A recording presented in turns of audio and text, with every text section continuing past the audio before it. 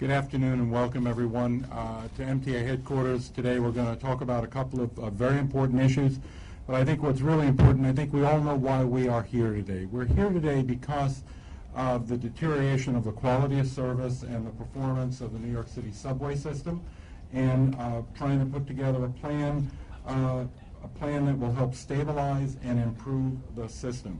So let me get right into the presentation. It's quite a long presentation, and get to an opportunity to be able to answer any questions that you all may have. I was about to start a little while ago before we had the mic problem to welcome Mayor Dinkins here, who is a member of our advisory group. I also want to welcome here Peter Calico, former chairman and CEO of the MTA as well, and there are other famous people here that I will introduce as we go on throughout this presentation. The New York City subway system, as you all know, serves 6 million customers on a daily basis. It's a system that is the only one that's open globally on a 24 hours a day, 7-day-a-week basis. It's a system that operates 24 different lines and has a total of 665 different miles of track. We have more track than any other subway system in the United States, including some of the largest systems like Boston and Chicago, Atlanta, LA, and Washington, D.C. The network includes 472 stations, which is more stations than any other subway system in the world. We also can't do it without many of our partners. We can't do this in a vacuum. We have numerous partners at the city level, the fire department, the police department. We also have the New York City Department of Transportation, EMS, which is a division of the fire department. We also have Con Ed, as well as others, New York City Sanitation, I forgot, but very critical in helping us keep the system clean. And then finally, the Port Authority of New York and New Jersey and the New York City DEP. This is all part of a network that's really important to make sure that the subway system stays up and running. So as I said before, we're here because the New York City subway system, no doubt, is in distress, and we're here and looking for solutions. For context, let me talk a little bit about where we've been and what's happened to the system. In 1981 alone, New York City subway system experienced almost 5,800 fires, had 21 collisions, and had almost 5,000 robberies. Today, those numbers are down 90% of what they were. And quite honestly, whatever's remaining is not necessary. I don't want to see track fires. I never, ever want to be here when there's a collision, and working very, very closely with the NYPD on robberies. There's no doubt that we are, as I said in the opening comments, we are failing our customers. When you look at our particular problems, we're having a record number of customers. We also have aging infrastructure combined with a lack of capital investment over the long haul. All together, combined together, you end up in a situation where these three issues alone are the reasons why the subway system is failing its customers. A little bit about the history. When we first started opening the subway system in 1905, we had ridership of 73 million. We have that ridership in a week now. Currently, the system is up to 1.75 billion people, about 6 million people a day. And what's driving that more than anything else is not just the growth of our population, but New York City is, without any doubt, seeing a huge increase and huge influx in tourism. We are the #1 tourist site in the United States, and when people come here from all over the world, all over the country and the world, they are on our subway system, and that's one of the reasons for the increased number of customers. Just going back one, I skipped one, but just so you know that during the last 10 years, we've seen a 15% increase in our growth of customers. And so overall, that is one part of what's going on with our system. It's being burdened by the number of people that we have on. We have an aging infrastructure. The infrastructure itself, it's 113 years old. The average track was laid 41 years ago.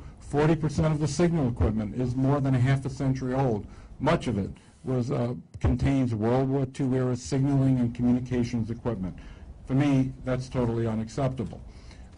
In addition to that, the subway system, as we all know, and I've said this before, it's owned by the City of New York, and the requirements for the capital plan where they can veto it. But what's important is out through the 80s and into the 90s, the city and the state, we weren't properly funding either the capital plan or the operating budget and giving operating support. We saw a rise in the amount of fares going up for all of our riders. At the same time, we didn't see a whole lot of growth coming in from either the state or local government. Recently the state government has come to the table with a significant amount of investments, that yellow bar that's going up, showing what we need to do to modernize our very, very important system. What's important to also look at in the capital system in recent months, many issues have come to head all at once, and it's been exacerbated to a large extent as well by what's happened with Amtrak, and because of the number of people we've encouraged to go from the Long Island Railroad, not coming into Penn Station, and actually getting onto the subway system, and we've seen a tremendous burden overall with the system. As we all know, June 21st, about 30 so days ago, the governor appointed me, or I could actually say I volunteered to come back to the MTA to help with the current situation. The governor also put together a state of emergency, which was important to cut through the red tape and speed the processes necessary so that we can rapidly fix our subway system.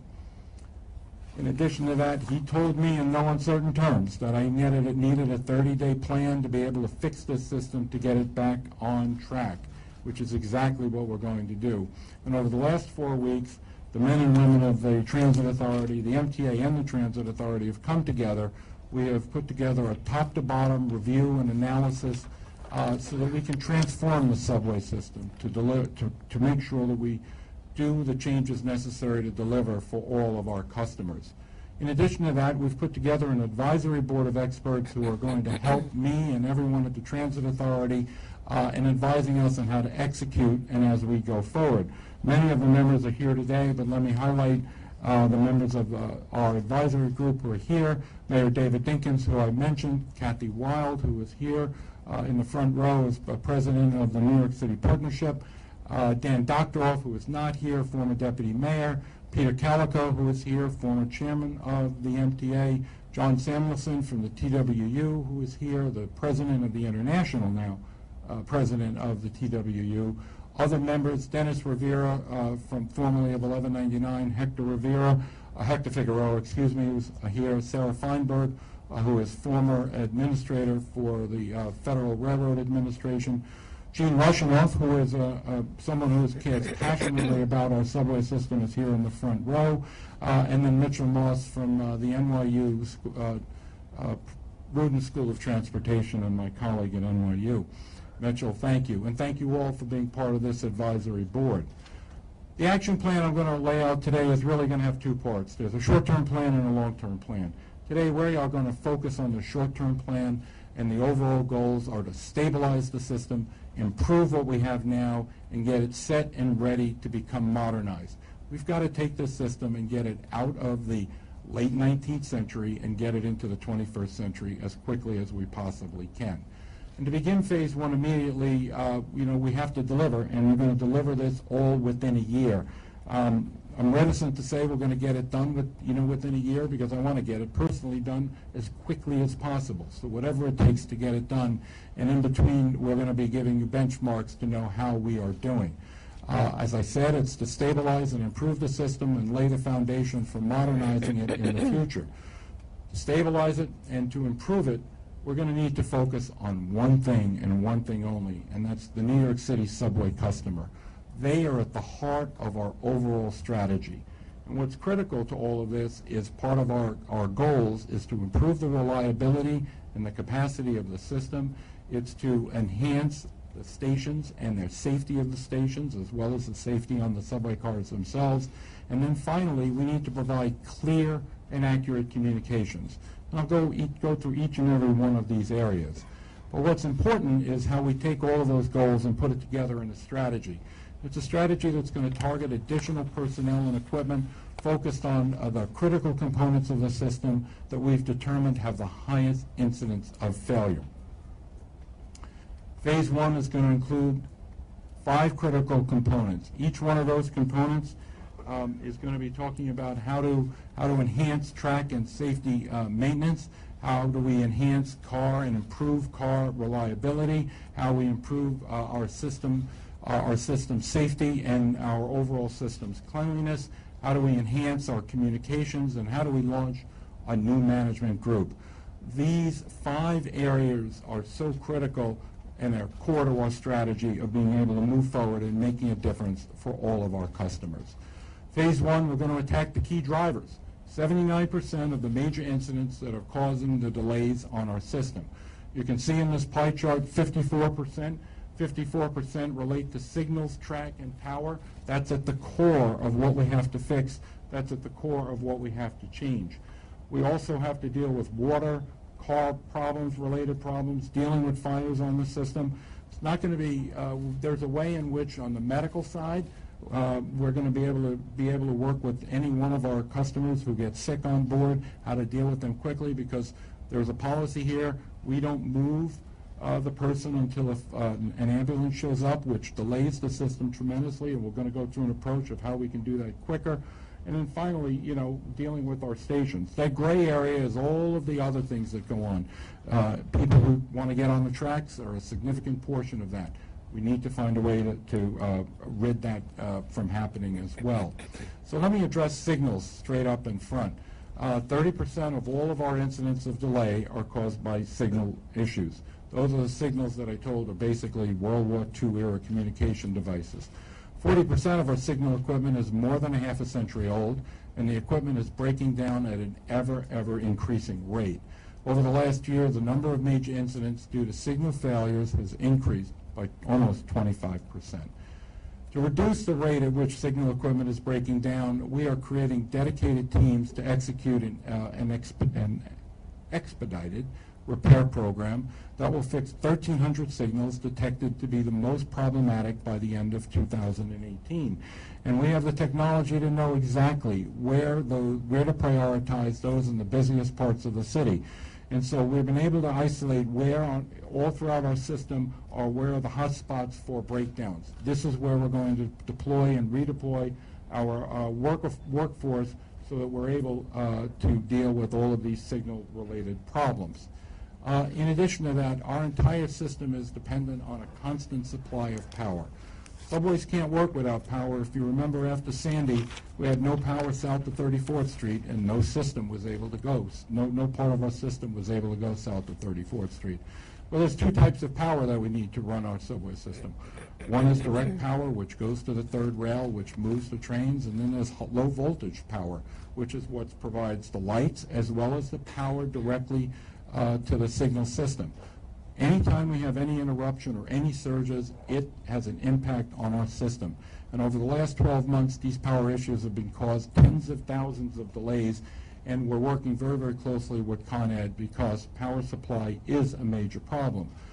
We don't control it, and later on this week, the Public Service Commission will be announcing a power improvement plan working with Con Ed, which will end up and resulting in a better situation for all of our customers. Now I'd like to address track maintenance.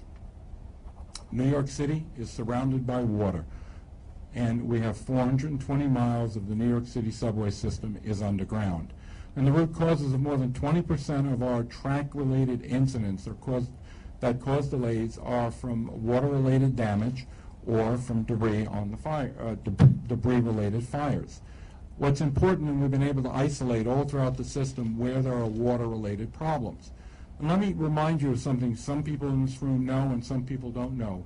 On a clear day, a sunny, beautiful day, we still take 13 million gallons of water out of the New York City subway system. And it's even more when it rains out. Every subway system in the world has this problem. Anyone who goes underground is going to have this problem. Talking to colleagues in Washington at WMATA or at the T up in Boston, they have these same problems. It's not unique to us. But one of the things that we can do is we're going to launch a water management initiative. And as part of this initiative, we're going to have special teams to go out to seal with chemical grouting, as well as 40,000 street grades to ensure that we have the way in which water can be properly diverted, water can properly be disposed of. I actually believe this. The greatest enemy to having an efficient subway system is water, and anything that we can do to eliminate that water, prevent debris from clogging the drains, is going to go a long way to making sure that we don't have delays in the system. We're also going to clean the entire system. We do it on a frequent basis. We're going to do it even more. The New York Times today had a wonderful story about how we're sweeping the system with new equipment, and we're going to continue that. We're going to remove all the debris. We want to reduce any fire hazards and any problems that could happen with the water drains. And we're also accelerating the repair of track issues across the entire underground system. 31 specialized teams are going to be dispatched to expedite track repair all throughout the system. We're going to target it in areas where we have the highest rate of incidents. And we have the ability to know exactly where that is in this map that represents all of the boroughs that have the subway system. We're going to go to each and every one of those areas and be able to work with dealing with the track-related problems. Half of our tracks still use joints, rail joints, to hold them together. And these rail joints lead to increased wear and tear, and they're very less comfortable for riders. For those of you who want to know when you're on the subway, when you feel it jump up a little bit, that's because of the rail joint that's there. We need to get rid of that. Currently, to reduce the number of breakdowns, we're moving to a newer, seamless track. We're going to put it throughout the entire system. We already have it in 50% of the system underground. We want to get it throughout the entire system as quickly as possible. For us, it's very important to be able to do this, not only to have an uninterrupted ride, but as a comfortable ride as possible. We're tripling the rate of installing our continuous welded rail and increasing track welding capacity by 30%. We're also going to be installing 50,000 friction pads over the next, this goes on the trains, friction pads over the next 16 months that will increase the resiliency of the rail and reduce incidents of impacting service, negatively impacting service. We're also going to triple the number of combined action teams, our CAT teams, and for those of you who know my experience with CATs, thank you for that comment, which are able to respond to the range of track, power, and signal issues without requiring any additional support. We're going to have these folks all throughout, not at the end of the system, not in the terminals, but we've got 12 different combined action teams across the entire system. And we're going to continually evaluate it. Are they in the right place? Are we putting them where we need them to be? Because what is so important is that right now it's taking about 45 minutes to get to any problem. We want to get that down to 15 minutes. We want to get the trains that are stuck due to these problems back and running again as quickly as possible. Improving car reliability. The New York City subway system, our fleet is on average 22 years old. 18% of it is actually more than 40 years old. 40% of car breakdowns, however, are due to door malfunctions. It's not due to the motor, the engine that's in it. It's not due to the wheels. It's really due to things, the pocket doors that go in and out. And I would encourage anybody like I do who takes the subway as frequently as I do, as frequently as anybody does, don't lean against the doors.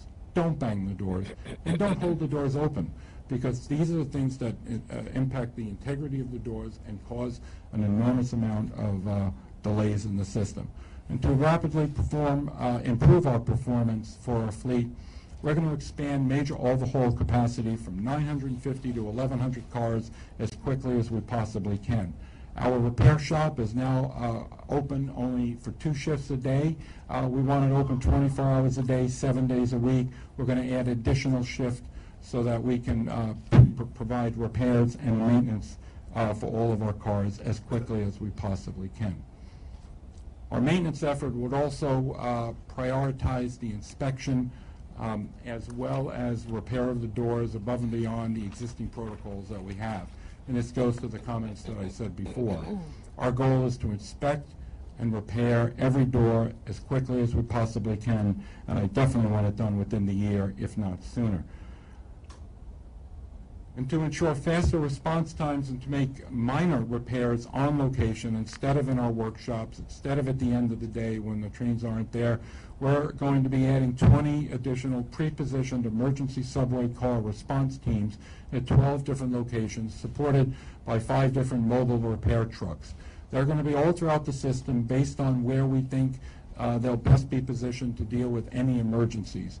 So instead of dispatching from the farthest away place possible, we're going to try to be as close as possible to where the problems are happening.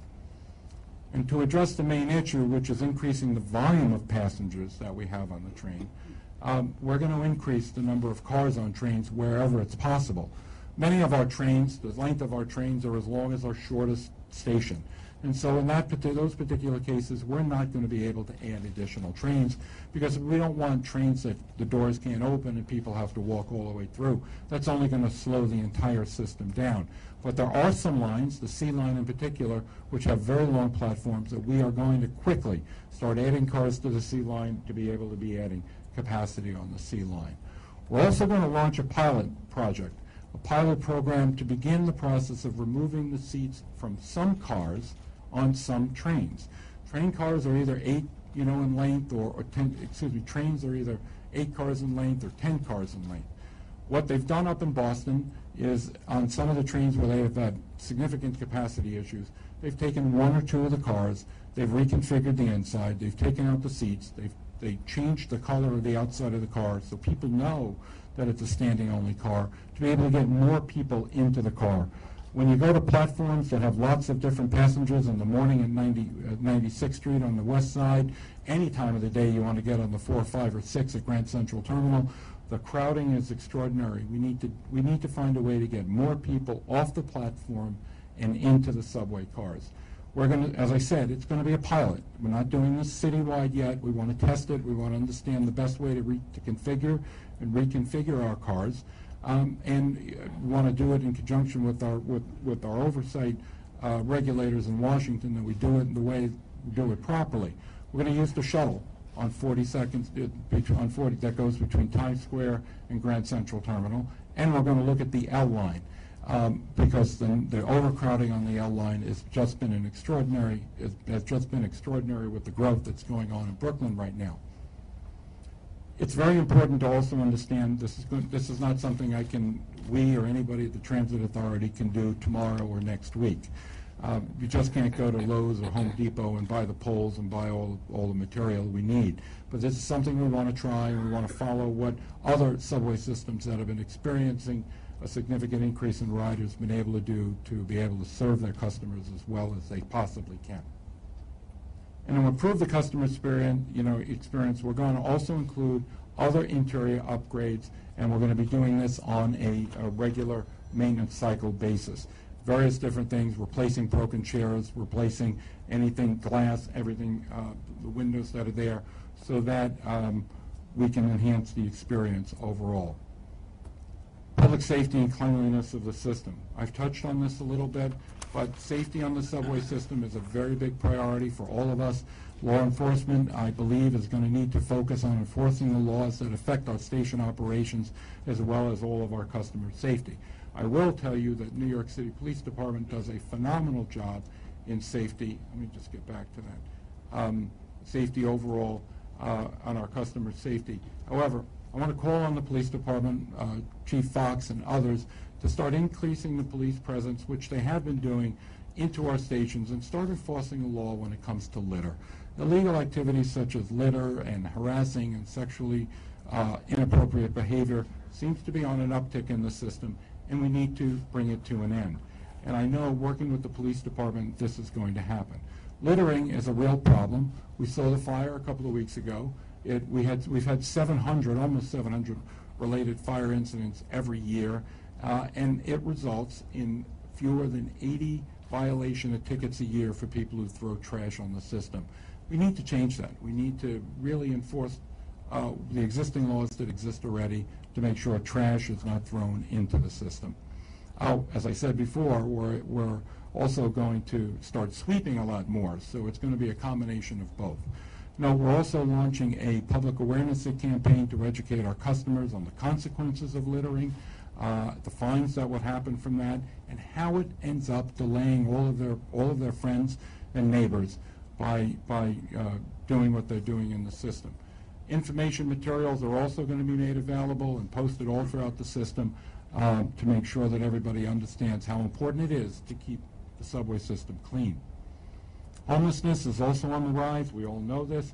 We'll work very closely with the NYPD, with other quality of life issues, so that we can, and one of the things that I want to do is to enhance the Transit Authority's outreach program, which it has with the Coalition for the Homeless, so that we can help the people who are most in need in the city.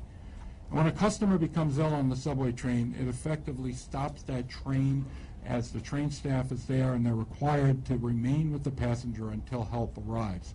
Over the years, sick passengers have caused over the last year, sick passengers have caused a little over 34,000 train delays. We've got to find a way to reduce this, if not eliminate it. So what we've, help's got to arrive sooner. We started this a few weeks ago. We launched a pilot program where we are pre-positioning EMTs, emergency medical technicians, on the A, the C, and the E lines, who are experienced in dealing. These are the lines that have about 30 incidents a month, the highest number overall, and they're ending up with totaling, delays of upwards of 6 hours. We are pre-positioning them. It's a pilot program. I expect to double this number over the next couple of weeks, because I think it's really important that we be able to get our trains moving on time, and for anyone who's on the subway system who becomes ill, we're able to deal with them as quickly and as efficiently as possible. We're also going to work with the fire department and EMS on not just increasing its presence, but understanding pre-positioning teams as they do now, and working with the NYPD, the MTA, as well as the FDNY, so that we can have the best joint coverage of the system possible. We've worked very, very closely with the fire department now on this issue. This is something, as I said, we've already started in the last couple of weeks overall. The pre-positioning of the EMT teams are on this following page, which shows the various different maps all throughout the boroughs in which the subway system is located, pre-positioning them in the areas where it seems to be we're having the most number of sick patients. We're also, instead of necessarily stopping at the very next station, we are going to get to that station that has an EMT, so that the patient who's sick can be dealt with as quickly as possible.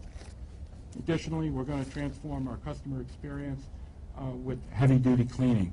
Cleaning, we're going to increase it by 30%, and we're going to go from every 6 weeks to every 4 weeks. I want the system as clean as possible. I don't want to wait till Fast Track comes into the station to be able to clean it. I want to be able to get it up and running and as cleaning as quickly as possible. And we're going to launch a station program to repaint it, to repair the tile, to service elevators and escalators. Believe me, working very, very closely with the TWU, we're finding new ways to get the elevators and escalators fixed quickly and training them in a different way on how to do it. I live in a place where I have to get to the Clark Street station. I can't get down to the track without going down one of the elevators. It's 5 stories down. This is personal to me. I want the elevators in a state of great repair, and the ability of all of our workers to know how to repair them when and if they break down. Customer communications. Customer communications, quite honestly, we're not doing an effective job. We're not doing a good job at all on a timely basis, a reliable basis, and informing our customers for what they deserve. And what they deserve is information not only while they're on the subway or while they're on the platform, but while they're at home or while they're in their office or while they're on their way to the station. We need to transform the communication information. So we're revising our communication protocols. We're getting more information to people on the subway trains coming directly from our control center in Midtown Manhattan, telling everyone exactly, if you're in a delayed train, what is going on. I'd like to see the recorded announcements about train traffic as well as police action to stop. Let's tell the people they deserve to know exactly what's causing the delay instead of words, pre-recorded words, which quite honestly, up until a few weeks ago when I was a regular passenger, I thought didn't make sense. I know even more so today, it doesn't make sense with having these recorded announcements. We want to provide clearer, more timely information to our customers, and we want to provide better information about the work we're doing in the system. For example, those of you who know what Fast Track is, Fast Track is a program where we shut down certain portions of lines at night from 11 o'clock at night till 5 o'clock in the morning. We do a lot of intensive work goes on there, both on the track, on the signals, on the cleanliness, on lots of things down in the stations. And in the process of doing that, we put up these nice posters, we announce it, we put ads in the newspapers announcing that these lines are going to be impacted in the evening for a week, and we give alternative ways in which our customers can get to and from home or work when this is happening. One of the things we don't tell them is what we're doing down there. We're now going to tell everybody what we're doing down there. We had 1,000 workers in the system last night, but no one knows what they're doing. We know what they're doing. We need to tell the public exactly what they're doing in the system, what they're doing about the signals, what they're doing about the rails. It's important that we expand our communication and start talking about everything that we are doing down there. We're also going to overhaul our digital communication assets across the board. We have lots of ways in which we can stay in touch with folks. We have an app that most people don't know about called Subway Time. That app is available for everyone to know. On many of the lines, those are our countdown clocks. You don't have to go down to the platform to know when the next train is coming. You can actually get it on your iPhone. You can get it there. And as well, new integrated apps will be developed all throughout this year. We provide, and have been for the last 5 years, all of our available data about where our trains are through an open protocol basis with providing them for app developers so that they can integrate all of this information and keep them up to date, because we shouldn't be in the app development business. We should be providing the data to the people who make the apps. And quite honestly, there are numerous app developers out there. I'm not going to highlight all of them, but I'm going to highlight one. For those of you who don't know, Google has taken our on-time information. They've put it onto their Google Maps system. You can put in the address here. You can put the address in your office. And it'll be able to tell you when the next train is coming, how to walk there, what's the fastest way. If you want to take an alternative route, you can push on the numbered line that you want to go on, and it in turn will tell you if you can't make the next train that's going to be there in 3 minutes, the next one after that's going to be 4 minutes later. It's there already, and a lot of people don't know about it. We've got to do a lot better job here at the Transit Authority, here at the MTA, about how we market, how we tell the public what's available and what's out there.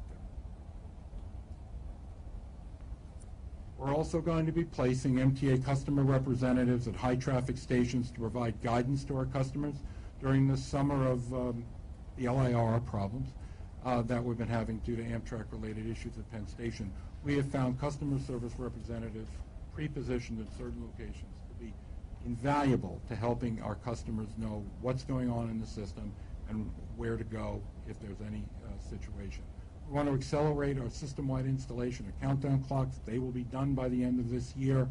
We want to roll out clearer signage for planned service outages, just like I said we're going to do with Fast Track. And then finally, we're going to retrain our staff to improve our communication with all of our customers. We're going to try to tell you exactly what's going on. And we've had numerous situations in the last couple of weeks where we've started to change our communication.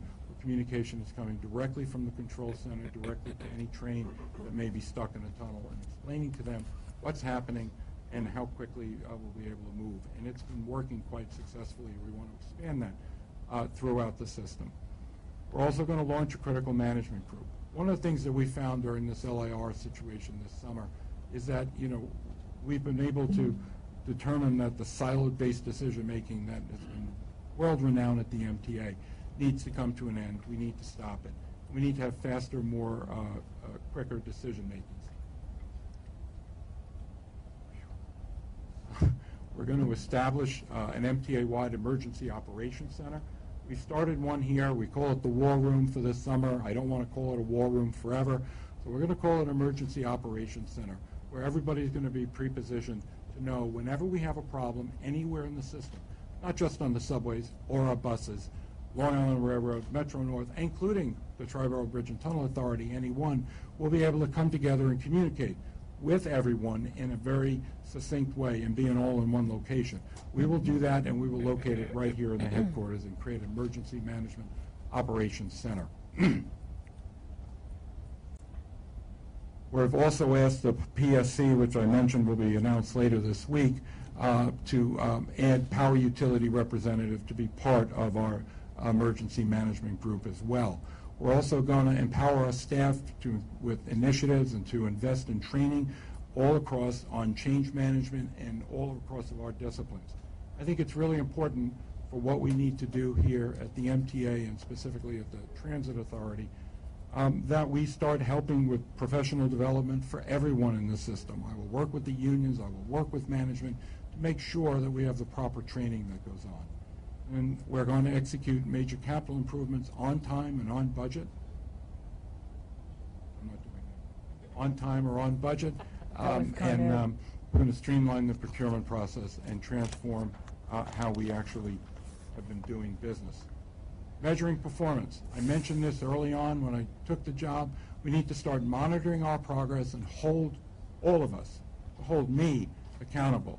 We're going to be launching a public dashboard. Just like ComStat, the dashboard is going to measure categories important to us for our customers, including reliability, safety, and customer experience.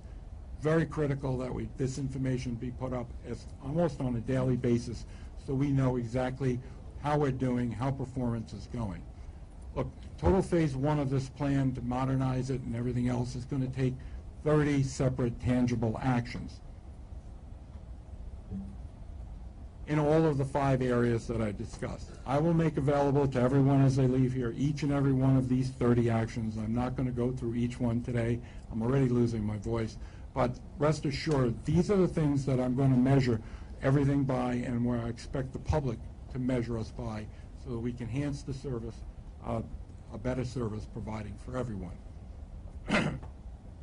In short, this entire 30-day exercise that we've gone through, we're recommending redeploying 2,700 additional personnel and specialized, as well as specialized equipment dedicated to repairing the critical components, improving our stations, increasing public safety, and delivering on a timely, more timely and effective communications. In order to stabilize the system, our current estimate is that it's going to cost about $456 million in operating costs. It's going to also require one-time cost in capital of about $380 million. During the next year, we're going to aggressively monitor how we're progressing, what makes sense, what efficiencies we need to make. My experience as a budget director in the city of New York, and having been here once before, there are ways in which we can provide savings for this. However, our need in the first year is when we're going to need help from our partners.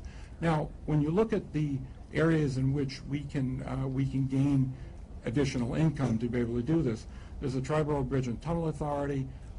It's not available to us. There's the city, there's the state, there's the federal government. The likelihood of getting anything out of the federal government lately is a -0. And then finally, there's customer affairs. That's not going to happen. No one wants to put this burden on any customers whatsoever.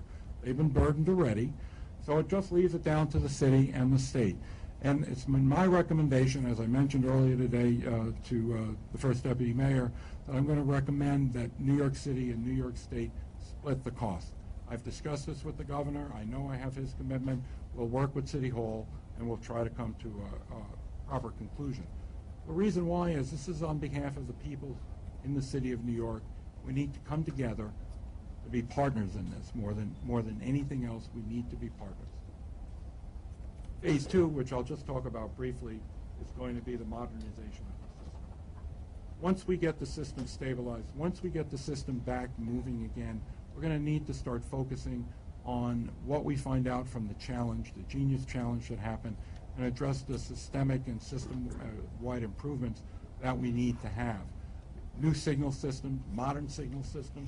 Believe me, the modern signal system that we're putting in right now on the number 7 line that'll open up next year, early next year, we think it's a modern system, but it's been around for almost 3 decades.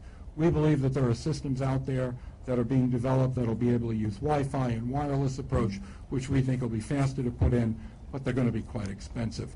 We need new subway cars. We're about to release we're in the middle of an RFP process right now for new subway cars that'll be open gangways all the way through, and we have a model of what one looks like that we'll be showing the public over the next month. And then finally, modern communication technology and the signaling and all the things that we need to do overall to make the system better. Bottom line, we're going to need new cars. If we want to take our system and make it 21st century, we're going to need new cars. We're going to need a modern signal system. It's going to be the heart of our next capital plan, not the capital plan we're in now, but we're going to start planning for it today to be able to move forward so that we can get all of these things. This number scares me, but this is what I think the next 5-year capital program is going to look like, close to $8 billion. And quite honestly, as I said, this is not now. This is after we get the system fixed and up and running overall. So, we'll know more when we get the results of the Genius competition, which will be happening over the next 60 days, so that we can expedite the process of purchasing cars, repairing them, and then trying to determine what our new signal system will look like. Let me wrap up with talking a little bit about our workers for a second. Our workers, just like management, have been affected by the press that's been out there. But I know what the men and women of the New York City Transit Authority are made of, and I've seen them in the worst of times. I saw what they did for the city of New York immediately after Sandy. In the darkest time in our region, it was the men and women of the New York City Transit Authority that got the subway system back up and running faster than anyone ever thought they possibly could. It's these same men and women that I'm going to work with management here, to make sure that we get this system back on track and get it everything we possibly can to deliver to our customers, to get the service they deserve and the service that they want. I want to thank everybody for coming today, and I'm looking forward to answering any and all of your questions. Thank you. We have John. Just going to take questions one at a time. John McKay has a mic. If you could just speak into the mic with your question, please. Nope. There we go. Mr. Joe Lhota, my question is this. Can you speak into the mic? Sure. Can you hear me now? It's not on. Hello. Hello. It's pressing the button. There you go. Can you hear me now? I can hear you no matter what. So here's the question. You have now, basically, if there's a problem in New York City that a subway rider has, you have a solution for this. You have a million solutions. The question is, will you be able to deliver, and what is your promise to the subway rider about your ability to deliver this wide array of promises and programs and money and even maybe the participation of the mayor? So Marcia, in answer to the core of your question, hold me accountable for everything that I've talked about today, because I do believe that the responsibility begins here and ends here with everyone at the MTA and everyone at the Transit Authority. What's important to understand is that when you look at the statistics over time on delays, on fires, on everything that we put out monthly at each and every one of our board meetings, for years they were going down and down and down. And then this year we started to see a slight hockey puck coming up, a hockey stick coming up. That's got to end. I want to see the continuation of the decline, get back on that trajectory going down, as well as changing the overall narrative of what's going on in the public about our system. I want it cleaner. I want it faster. I want it moving in the right direction. If there are things I left out, I'll let the public tell me that. But the bottom line on this whole thing is I put this out there, hold me accountable. Just speak right into the mic. Speak right into the mic? All right, so a bunch of us were on the subway on Sunday with Mayor Bill de Blasio, who said to the MTA, read my lips. They have the money, they're not spending it correctly. You just mentioned that you're going to reach out to the city and ask for maybe a partnership to work to try to get money. How are you going to do this if Mayor de Blasio is saying, you got the money, we're not giving you anything? And then to follow up with that, when is the first time you're actually going to put shovels to the ground and you're actually going to begin this work? So I'll answer the second part first because it's a little easier. We've already started. We've already started to expand our maintenance system, and we're going to start doing even more. We have to hire people, in addition to the people we have already, who are working on overtime. I will be able to put out information about number of people who are down working on the tracks, working on the signals, so that you're aware of it. We didn't need to wait for today to begin to do the things that we need to do. Look, regarding the mayor, I have tremendous respect for the mayor and his entire team. I will work with him closely. I will do everything I can to convince him that this is the right thing to do for the people of the city of New York. I read what he said in the papers, and if there are any specific areas that he thinks we're being inefficient. I'm all ears. I have been known over my entire life to try to find efficiencies wherever I can and make it better. It's what I do. It's what I want to continue to do. And if there's something I'm missing, I'm more than happy to listen and more than happy to implement. So, my overall desire is to work with the mayor and to convince the mayor and his staff how important this is for his constituents. Joe, just wondering how many people do you expect the MTA will have to hire to get all of these projects done? And also, are there going to be any layoffs to get rid of any inefficiencies like in HQ or any other areas? We're down significantly headcount in HQ. We've had what I call a brain drain. People who've worked here are down running. WMATA have gone up to the Boston T, the MBTA, and so our headcount is down. That's happened through natural attrition. This plan does not include any layoffs at all, but it does include hiring up. The presentation we were showing there, about 2,400 people.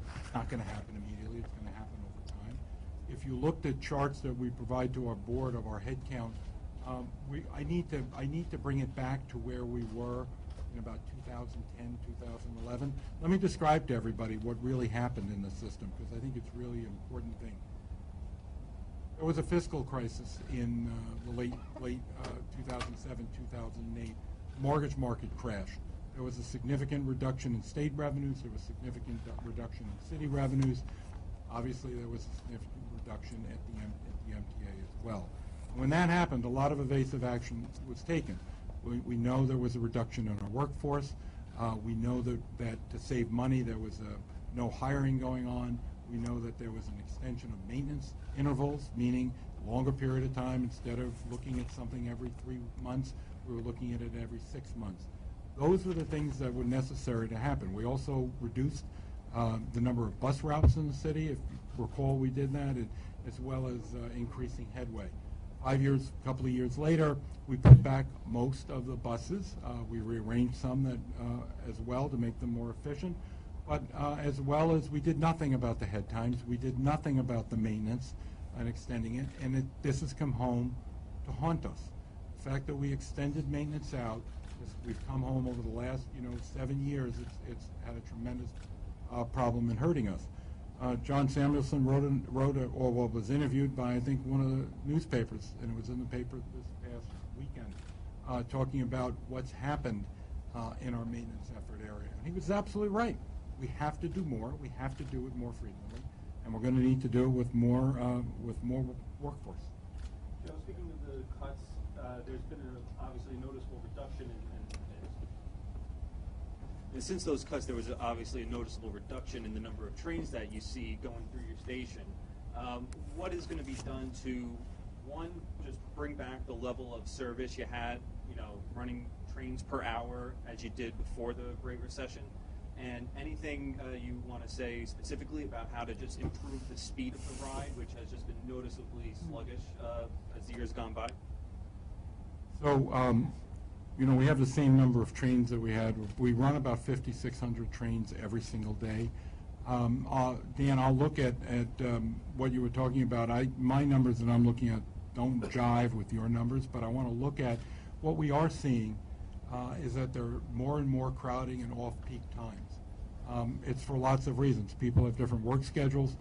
More and more people are on the system at different times of the day. The L train is a perfect example. Who would have ever expected a train at 1 o'clock in the morning to be packed with people? But it is. So part of the system is we've been rearranging the trains, a set number of trains, to be in the system at different times of the day instead of focusing all on the rush hour where our focus has been. So I will look at that. There's a second portion of your question. Dana should be after this next one. on speed, the speed of trains. They seem to be just kind of trudging through the tunnels. And Talk to the head of subways. I have talked to the head of subways about that, and we're looking at our protocols right now to see if we can reduce our headways on some of our lines where they seem to have been expanding ever so slightly within that protocol. Yes, sir. I'll get you in a second. Dana, nice to see you. So do you think that your sort of earlier argument one in which you echoed the governor's contention that the subway was actually the city's responsibility. Do you think that will in any way make the mayor less willing to cooperate with you on this? And secondly, can this plan move forward without city funding? So let me address two particular points. I never said the city was responsible. Go back and look at everything that I said. The city's not responsible. The city owns the system. They've given it to us to run. I'm here to run the system as efficiently and as effectively as possible.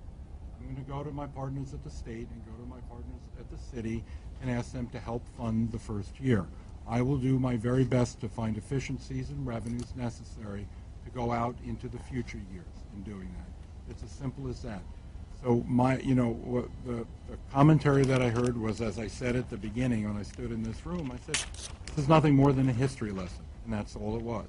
Because there are people who believe that the MTA does not own the system. The assets belong to the city. There's nothing untoward in saying anything like that. It's just a recitation of fact. And then the second point, can it move forward without city funding? I'm absolutely convinced we can move forward. I'm not going to say whether or not I can or can't do the funding. We need to get the funding somehow. I have the commitment of the governor for splitting half of it. I want to work with the mayor to see if I can get the other half. If not, I'll be on my way to Albany to deal with the legislature. But I really want to work with our partners at the city to be able to see if we can solve this. Chairman, can you go into a little bit of detail of who you spoke with to gain information in crafting this plan? I mean, you're asking for the state and the city to bring money to the table. Were they at all involved, reps from the governor's office or reps from the mayor's office, in terms of contributing to this plan? So the contributions to this plan mostly came from Ronnie Hakem, who's sitting in the front row, Winton is the head of Subways. Most of the bulk of the work was done and gathered by them to provide me with information. I did not use resources from the city of New York. At the very end, I did, as I said, I briefed the first deputy mayor a couple of hours ago. Yesterday, I talked to one of our board members from the city. I actually talked to all of them, but more in detail with one about the direction that I was going in. The governor's office provided help on the PowerPoint presentation, but not the form, not the substance of the presentation, because we're able to use their resources. They tend to do PowerPoints better than we do, and so we took advantage of that. But no, this is our work product. Do you intend? Henry. Hello there. How are you? Fine. Let's debate. Now we're going to be very friendly today. Let me ask you this. Do you intend to hire or contract with private companies who can do certain tasks like cleaning track or cleaning stations or providing other amenities and services in the system? Not right now. We're not. But we are looking at using, obviously, as we always do in the capital program, some of the sensitivity of what we have as far as our contracts with our union. The ability to do that would only cause harm. I need to work with each and every one of the people in the workforce at this time to get this system stabilized, to get the system to start to improve. The last thing in the world I want is any kind of labor disruption at all. So, I understand the point of your question. What I think is I need to get this job done. I need to get this job done now, and I'm going to do it with the resources that I have. Joe, this side of the room has some questions. Hi, Emma. Hello. So what would you tell riders about when they can start seeing an improvement on the system? And if the city won't contribute more to the plan, is it possible that you could raise fares? Raising fares is not an option. There's been this policy going on now for almost 10 years that we raise fares every other year. But I don't think that's that's not an option that I want to entertain at all. Riders should start, it's going to be interesting. Some riders see things differently, so it's my hope and expectation that they start to see a difference relatively quickly. When I talk about, when you look at the fact that all rail systems at some point or another, or here or anywhere in the world, have different issues. It's a mechanical system. Things happen. But what I want is our ability to communicate to be better. I want the breakdowns to be less. I want the delays to be significantly less. And we're going to have to show it on the dashboard. I'm going to have to show the numbers so that people see it. Look, if you go to work every day and you're never delayed because you leave at a certain time of the day and the train is empty, you may be wondering what this is all about. If you go at a time of the day when there are crowding is more and more, this is very personal to you. So different people are going to have different reactions to the subway. My job is to communicate what we're doing so people know that there are workers in the system and what we're fixing and what we're cleaning, and then what they're doing to help us in the process, our customers. Hi, Chairman. Cooperation and information sounds good.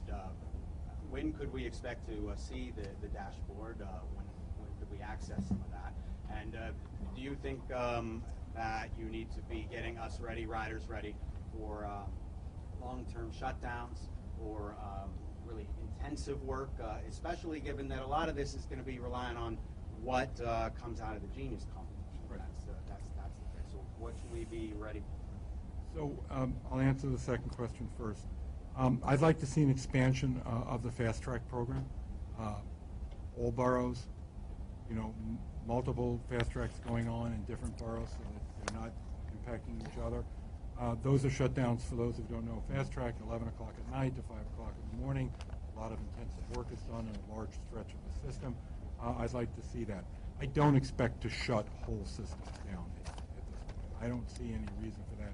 We obviously have a situation coming up with the L train where the tunnel needs to be repaired due to the deterioration that's happened because of the salt water that went in there in Sandy. That'll happen in about probably 18 months from now. We're in the process of working with the communities and working with the city on the impact that it's going to have on traffic. I expect to have some form of a dashboard up and running probably within the month to 6 weeks. I have a beta form of what it looks like now. I'm not ready to go public with it yet. We have the data. We have the information. You, Greg, know this. You've seen all of our books, the amount of information that we give to our board members. It's actually too much. We need to be able to collapse it down into something, very concise so that the public will be able to. Hi, Chairman. Slightly off topic, although you mentioned the work at Penn Station. I want to ask you a bit about that. I just want to get your take. Week 3 now of Summer Pell. Amtrak just gave some reporters a tour of Penn Station Central Control, and an executive there says that by his estimation, the work is already about 50% done, ahead of schedule. Do you see it that way, and are you impressed by how well it's been going? So let me knock on wood first on what we've been experiencing with the Long Island Railroad, the subway system, the ferries we put together, and the buses. We, as you said, we're now in the second day of week 3, and the coordination and the effort and the communication that we have with the public has worked very, very well. One of the reasons why I said we want to continue the management structure, the war room or the emergency operations center, is that it's worked really well. And I've gotten so used to 6:30 phone calls in the morning and 10:30 phone calls at night to understand what exactly is going on. Again, I feel very, very lucky. I have not had an opportunity to go down to Penn Station to see the work that's being done. The number that you threw out at me is the first time I've heard that they may be 50% ahead of schedule. Hard for me to imagine how that's possible, but if it's true, it's great. Being on time or a little bit ahead of schedule is absolutely the right position for them to be in right now. The thing that was indicative, I think, of their commitment to do things, it was supposed to start on a Monday. They actually started 2 days prior on a Saturday, knowing full well that there may be problems along the way. I think that was indicative of their commitment to get the job done. Remember, the job done is needs to be done by September 1. It doesn't end the work that they need to do there. They will continue to do work on the weekends like they're doing now. We've seen no reduction and no expected reduction from the weekend work that they're doing. It's just during the day, during the peak hours of the morning and the evening, where we have seen the reduction. Hey, Jim. Going back to the L train closure you mentioned before, I just wanted to know if this plan has any implications for the Canarsie Tunnel work, or how that kind of factors into the larger plan. It does not have any implications to that plan at all. The Canarsie line, the work that needs to be done there is, as I've just said a little while ago, the deterioration of the tunnel due to the salt water that was through the tunnel is starting to eat away at the walls, and we need to go in there and repair that. And that is the reason why. It is wholly distinct. Now, we've done this to the Montague Street Tunnel, the Cranberry. There are various different tunnels between Manhattan and Brooklyn that we've been shutting down over a period of time. This is just the very next one in the process. One more question, and then Dana, or the back. Hi. Excuse me. I heard you talking about power issues, and I heard Westchester County Executive Rob Astorino last night talking about the closing of the nuclear power plant and the potential for maybe half the power coming from other sources. It's not something you can necessarily answer, but something that has to be looked out for. With the tremendous usage of energy by the MTA, something has to be looked at, maybe even to keep this nuclear power plant going. I would look into that, and I thank you for saying I'm not an issue that I fully, I'm aware of it from being a member of the public that reads the newspapers. We should all be concerned about our power and our source of power. I know there are alternatives, hydropower coming down from Niagara Falls and Quebec that we'll be able to access that we're not accessing now. But yes, as the MTA is a major user of power, we are concerned, and we will work with Con Ed and the PSC on the future of power here in New York. I want to thank everybody. Call me. Talk to you later. Thank you.